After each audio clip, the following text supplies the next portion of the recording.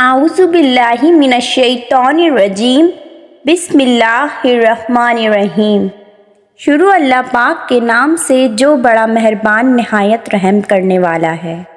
جس شیر کی آمد ہے کہ رن کانپ رہا ہے، رستم کا جگر زیر کفن کانپ رہا ہے۔ شمشیر بکف دیکھ کے حیدر کے پسر کو، جبرائیل لرزتے ہیں سمیٹے ہوئے پر کو۔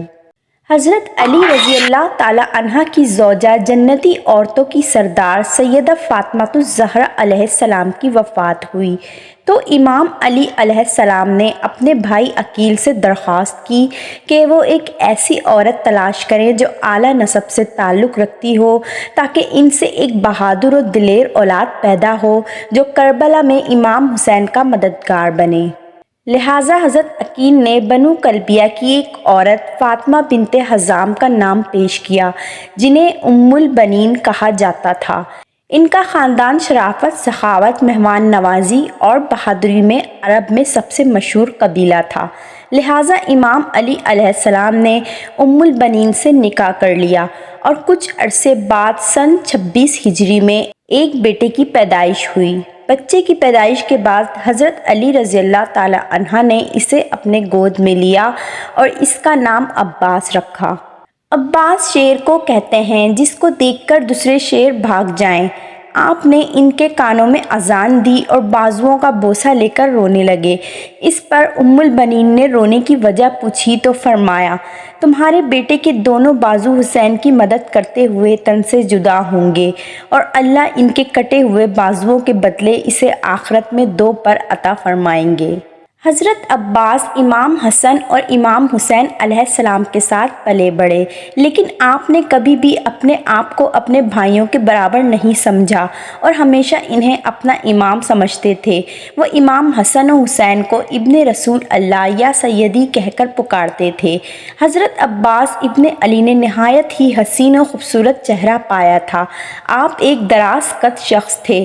روایتوں میں آتا ہے کہ جب آپ گھوڑے پر سوار ہوتے تو ان کے پاؤں زمین سے لگ جاتے تھے۔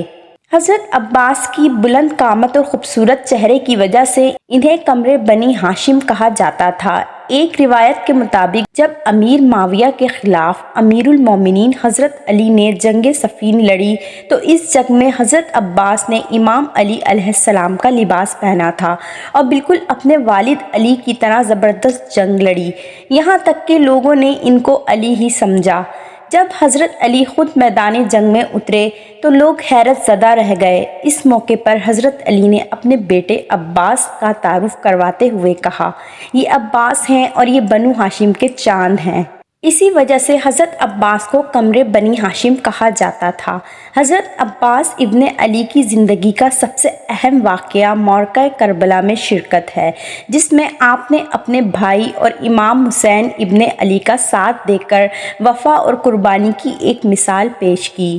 میدان کربلا میں حضرت عباس علیہ السلام کی وفاداری ایک نمونہ ہے۔ تاریخ نے کبھی ایسی وفا اور جانثاری نہیں دیکھی۔ حضرت عباس مدینہ میں ہمیشہ امام حسین علیہ السلام کے شانہ بشانہ رہے۔ جوانی امام حسین کی خدمت میں گزار دی۔ بنی ہاشم میں آپ کا ایک خاص رعب اور دبدبہ تھا۔ بنی ہاشم کے 3 جوان ہمیشہ امام حسین کے دفاع کے لیے تیار رہا کرتے تھے۔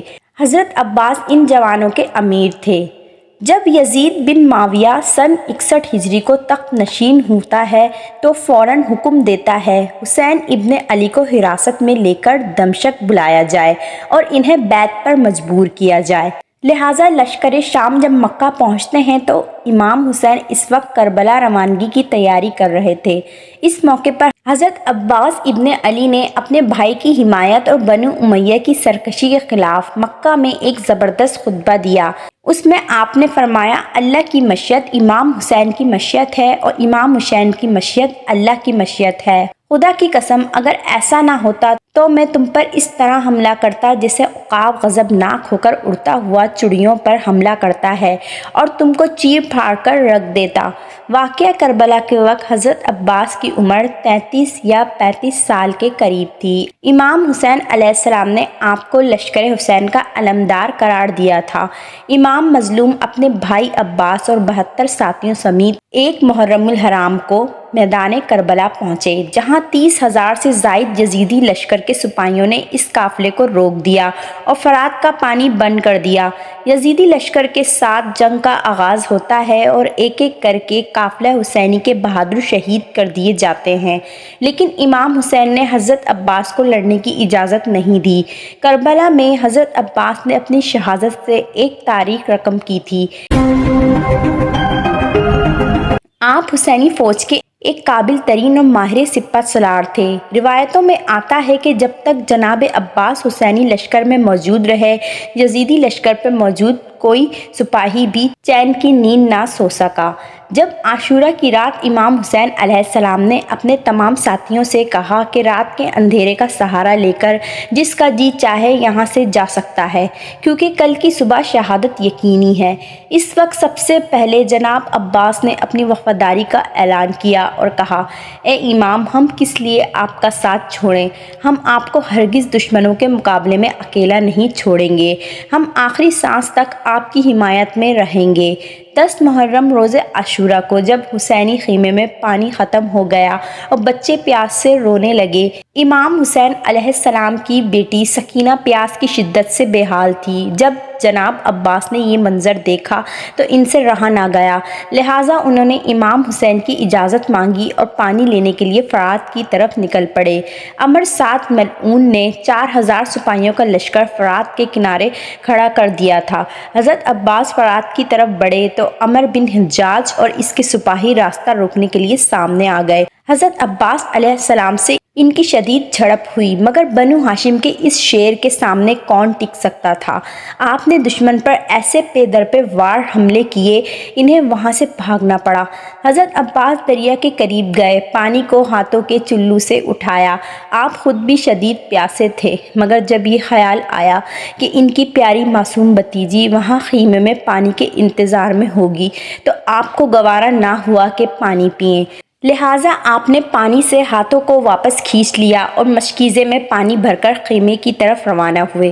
اچانک یزیدی لشکر نے پیٹھ پیچھے حملہ کر دیا، نیزوں اور تیروں کی بارش ہوئی۔ جناب عباس کے دونوں بازو زخمی ہو گئے۔ بازو کے زخمی ہونے کے بعد آپ نے مشق کو اپنے کندھے میں لے لیا اور یزیدی لشکر سے سامنا کیا۔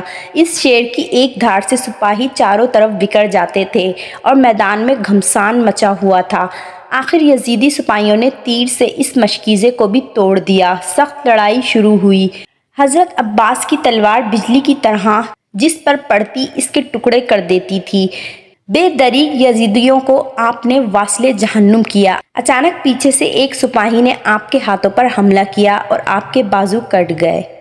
یزیدیوں نے تیروں کی بارش شروع کر دی۔ آپ زخمی ہو کر زمین پر گر پڑے۔ اتنے میں امام حسین علیہ السلام تیز رفتاری سے وہاں تشریف لائے، اپنے بھائی کو گود میں اٹھایا۔ حضرت عباس نے بھائی کو دیکھا اور سرگوشی کرتے ہوئے کہا، میرے بھائی، میرے بھائی، اور پھر آپ کی روح پرواز کر گئی۔ امام حسین علیہ السلام نے روتے ہوئے فرمایا، آج عباس کی شہادت سے میری کمر ٹوٹ گئی۔ فرات کا بہاؤ سردیوں کی طرح تاریک ہو گیا، آسمان سرخ ہو گیا اور ہاشمیوں کا یہ چاند اپنی جوانی کی عروج میں 10 محرم 61 ہجری کو فرات کے کنارے شہید ہو گیا۔